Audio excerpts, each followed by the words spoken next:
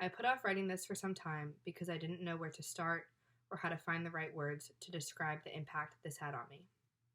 And the truth of the matter is, I shouldn't have to. Because it isn't sex when she says no.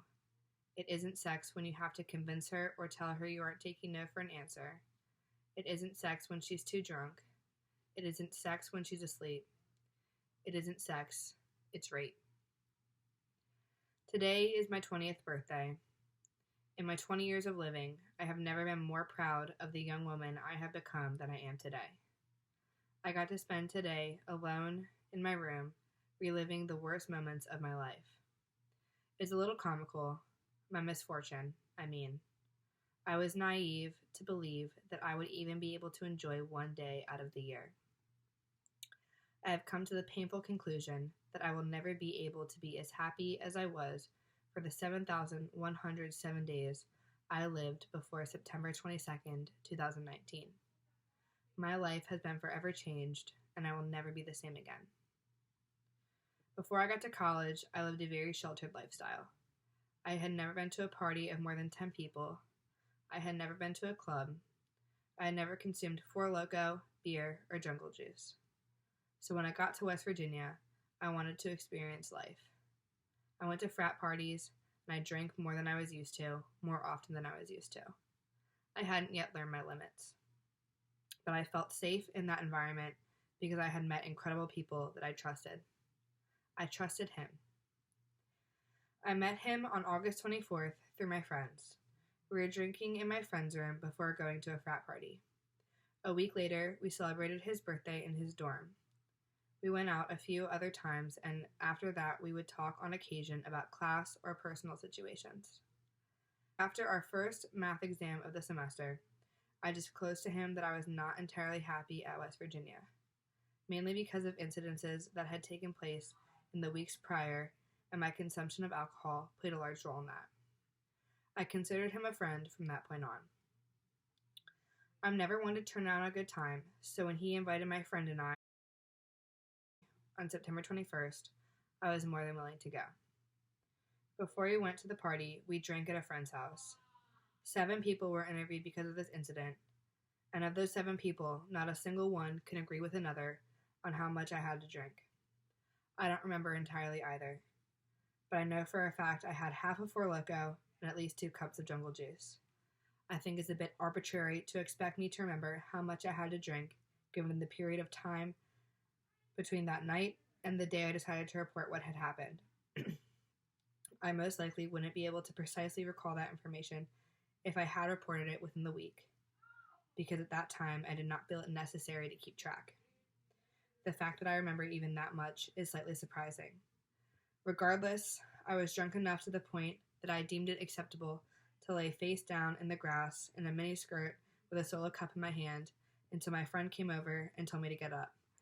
So for one to say I was most definitely sober, as if they knew how my body responds to alcohol or how I behave while drunk in their first moments of knowing me, is completely ludicrous. One by one, the girls I arrived at the party with left, and I was not yet ready to leave, so I said I would stay with him because he was my friend, and I trusted him. I guess my judgment of character isn't as good as I thought it was. By the time we got back to his dorm, it was in the early morning hours of the next day, and I had changed out of my party clothes into shorts and a sweatshirt because I was just going to hang out with my friend. When his friend and him went to go smoke in his bathroom, I fell asleep. A period of time later, he came in to wake me up to tell me he was going to take a shower. I fell back asleep, and that would be the last time I would ever close my eyes to go to sleep, thinking my life was normal. When I was little, I used to watch Disney princess movies on repeat. I would dream that one day I would find my Prince Charming and maybe one day be woken with true love's kiss. But I will be the first to say, being woken up from your sleep with a man on top of you, kissing you, and groping you is no way to wake up. As I mentioned earlier, I lived a sheltered lifestyle, which in turn made me a little neurotic. I had thought many times what I would do if I ever found myself in a situation similar to where I was in that particular moment. And everything I had thought I prepared myself for left my mind, and I froze. I did what I thought would be best for me at that time, because I had no fight in me. I was so tired. I just wanted to go to sleep. As I lied there, being violated and degraded to just a hole to be discarded like single-use plastic, I stared at the vent above his door, hoping someone would come to my rescue. And nobody ever did. The entire time, I thought of what I needed to do to get through the situation. It didn't take me long to realize if I was quiet, it would take longer, and if I pretended the pain wasn't excruciating and just pretended to be slightly into it, that he would finish faster. And when he did finish, he said words that still ring in my ears, and I will never forget them because those are the words that made me hate myself. I have not been able to look at myself the same since. I want to make a few things clear. I did not finish before he did. I did not finish at all because not a single second of that was enjoyable. He really shouldn't flatter himself like that. And no, I did not want anything more from him. I did not want to sleep with him again. I did not want a relationship with him because he is foul. For him and his mother to say I yelled at him that he would not get the last laugh is despicable. I'm not laughing. This isn't funny. It wasn't until a few days later that all my memories came back to me and I saw it for what it was. Rape. My mind most likely suppressed memories to protect me from the truth. I found myself experiencing all 7 stages of grief, the first 2 being shock and denial. Acceptance and admittance are hard. To come to terms with the fact that your life will never be the same and you are now a victim is incredibly challenging and a reality I still struggle with. I was slipping into a pit of isolation, sorrow, and hatred for the world, trying to claw my way out and hold on to the life I had known before I met him. But at some point I had to let that go too, watch it slip away into that pit of darkness, and accept this was my new life. To adopt a new identity, because the Bailey Cahill I had been for 19 years, 5 months, and 16 days died that morning, and I became someone different that I no longer recognized. I stopped believing in God because if he were real, he would have protected me when I needed him most. When I told my friends about it and had made mention of filing a report, they talked me out of it. They said that people would blame me and that it would be a long, drawn-out process. And both those things happened. I was told that it was my fault because I went back to his room with him and fell asleep in his bed. But that was never an invitation to enter my body. It has been 5 months and 2 days since I filed a report to Title IX, and 6 months and 15 days since he raped me. I want to paint a more accurate picture of what those past 6 months and 15 days have looked like for me. There are only a few moments of peace I get each day when I first wake up in the morning when I don't remember what happened. I sought refuge in the words of Chanel Miller, Morgan Wallen's Cover Me Up, and Cherry Vodka. For over a week, I walked around campus with makeup caked on my neck and a sweatshirt tied tight to hide large, deep hickeys he left on me that were a constant reminder of what had happened. Bailey, are you really that cold? It's 70 degrees outside. Yeah, I'm naturally chilly. No, I was not cold. I was not yet ready to accept what had happened to me or for the world to know. I would stand in the shower with only hot water running, burning myself to decontaminate my body to get him off me. I would scratch at myself, wishing I could get new skin because I didn't want mine anymore. I will never listen to September by Earth, Wind, and Fire again because, yes, I do remember the 21st night of September, and I wish I didn't. I will never use mouthwash again because that is what his breath tasted like. 9 days after, I saw him for the first time since I had accepted what happened to me, and I spat at him. I would do it again. 21 days after, I told my older cousin, and she assured me I was right to feel the way I do and should say something. I expressed my fears to her, and she contacted the university on my behalf. This was the start of my speaking up. I contacted my friend who shared a similar experience with him. I felt it appropriate to bring this up because he himself makes mention of her in the Title IX report. My friend and hallmate, who also attended the party with me, had told me her story about him after I told her mine. I asked her if she would feel comfortable coming forward with me, and we decided that if we were to do it, we would do it together. 42 days after, I saw him again, and I remember it like it was yesterday. I sobbed on the side of the road, with tears streaming down my face, my stomach in knots, heart beating out of my chest, and my palms sweating. I knew that I did not want any other woman to feel the way I did that day or 42 days prior. That was the day I decided to report it. The next day, I sat in my room with my friend for a good 3 hours, writing our statements and filling out the Title IX complaint. And that was the start of the longest 5 months of my life. The unknowing of what was being said about me and not knowing what to expect in the coming weeks was incredibly difficult. 50 days after, I had my first real mental breakdown.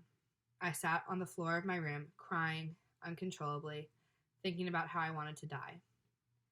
I wanted the hurt to stop, and I thought about how good it would feel for all my blood to spill out of me and finally be at peace. But I kept fighting. I lied to my mother on a daily basis, telling her everything was okay and I was fine. But I wasn't. I didn't want to tell my parents about it over the phone and wanted to hold out until Thanksgiving break. But I didn't make it that long. 57 days after, we were in my friend's room, and another friend had made mention of going back to his residence hall, and I said I had no desire to go back there and called it my nickname for it. My friend said, "I hate it when you call it that." And I said, I wouldn't have to call it that if you hadn't left me alone at that party with him. But I can't blame you. I thought he was my friend. And that sent me into hysterics to the point where I couldn't breathe. My friends wanted to call 911 because they didn't know what to do. It was about 1 a.m. and I just wanted my mom. So I called her, but deep down, I didn't want her to answer. But she did. I still didn't want to tell them over the phone, so I kept saying, "Please come, just come." And when she kept asking why, I couldn't get the words out of my mouth.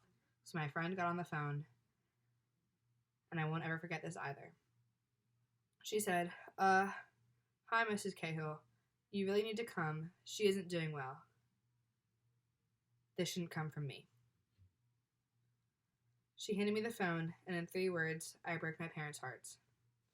I was raped, and they were on their way. My mom wanted me to stay on the phone with someone until my friends got back, so I talked to my little sister. My little 17-year-old sister who didn't need to deal with this at 1 o'clock in the morning on a school night. I told her about it a good while before, so it was nothing new to her. We stayed on the phone crying for about half an hour, and I told her I couldn't take the hurt and anger anymore. She said to me, "Bales, please don't do anything to hurt yourself." To which I replied, "I won't. I don't even have anything sharp in my room. I checked last week."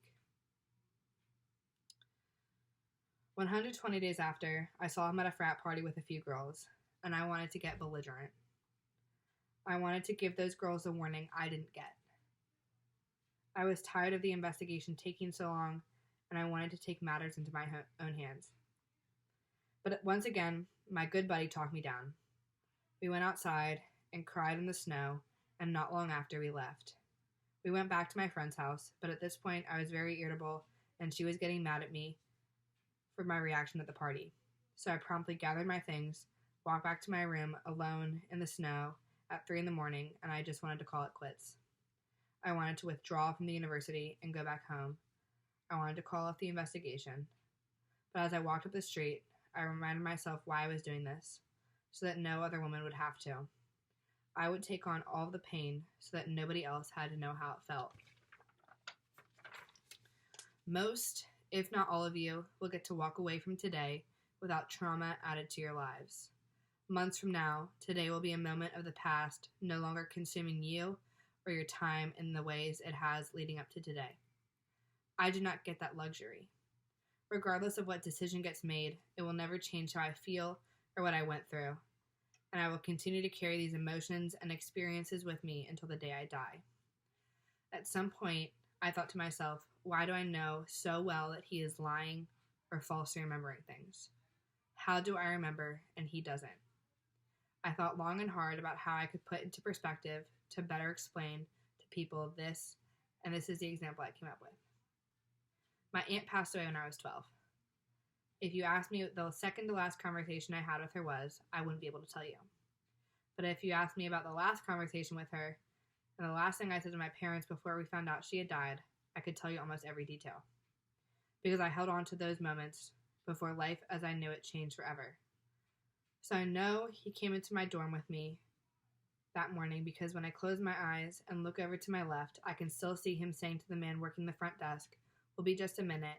We don't need to check in." And the man saying, "You're good," just as he had almost every time I entered the building because he knew me at that point. I still know what underwear I was wearing that night. A thin piece of black fabric protected me from the outside world, but couldn't protect me from his hands taking that last piece of security off of me. Memories came back to me in the following days that contradicted the things I told myself and others to fill the gaps where I didn't know what happened to me. So I made assumptions when people demanded answers about the who, what, where, when, and why. After seeing the incredibly noticeable, deep purple bruises that no coin, frozen spoon, or makeup could conceal. And I held on to those memories too, despite wanting to push them into the depths of my subconscious only to be seen in nightmares, so that when the time came that I was brave enough to say something, I would be able to be the best victim I could be. Each painful detail ingrained in my mind that I thought about over and over again would send shivers down my spine. These memories are the truth. They are my painful truth that I live with every day. With this finally coming to an end, I have felt more anger, frustration, and resentment with this process after the hearing got rescheduled twice, and it felt like I would never make it to today. The overlooming fear attached with unknowing of the inevitable, that once I made it to today, another decision would be made about me and my life that will forever impact me. But I find comfort in knowing that nevertheless, I am resilient. I now understand why women never come forward, because it's an incredibly long and taxing process both physically and mentally. The things that people have said about me, that I was using this to get out of doing homework despite my 4.0 GPA, that the way I handle things seemed off, as if they knew what I was going through or offered a better way to cope, and my behavior and the way I reacted to this does not constitute his innocence nor negate what he did.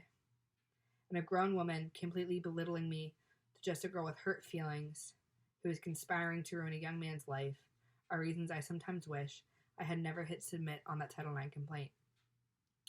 I read the email his mother sent every day because that thought process is why we as a society are so halted in its progression. Her outlandish speculation of the reasons I reported it when I did and the events that occurred that morning are menial efforts to discredit me and my experiences. Just because my story isn't the quintessential rape story in most people's minds doesn't mean that what happened to me is suddenly invalidated. Because when you hear the word rape, you assume that a girl is walking down a dark alleyway alone at night and suddenly gets attacked by a stranger.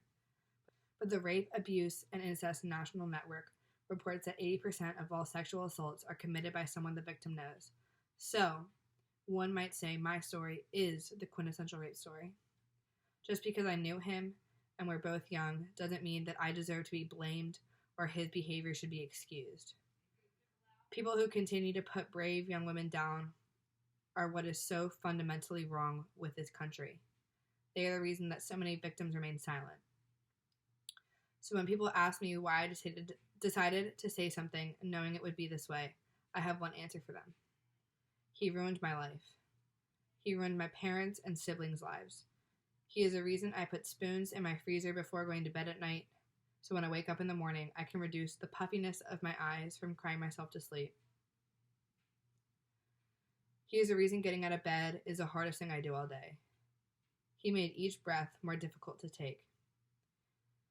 He defiled me, violated me, took my trust, my privacy, my intimacy, and my will to live. He took almost everything from me, but he did not take my voice. My voice is my power, and it is all I have left. There are people who do not have the strength to speak out against violence and the flaws in this world that not everyone sees firsthand. I will continue to bring awareness to this issue long after this case is closed. I will continue to use my voice for those who have been silenced. I will continue to fight to protect women everywhere from the violence I experienced. We are here today because of decisions decisions that he made for the both of us. He wanted to have sex. I didn't. No doesn't mean yes. I guess doesn't mean yes. Do what you have to do doesn't mean yes. Only yes means yes, and that simple 3-letter word never crossed my lips that morning. He took it upon himself to insert himself in me after being told no. Just because what was taken from me is intangible doesn't mean that it wasn't stolen. I am not going to let what he did to me get swept under the rug. It is not up to me to decide if he is responsible or not, but I will advocate for myself and fight for what I know is right. At the end of the day, I know he is guilty, God knows he is guilty, and Judgment Day will come. I did not file this report out of regret, embarrassment, hurt feelings, or any other reason that may have been implied today. I filed this report because I was robbed of a normal life.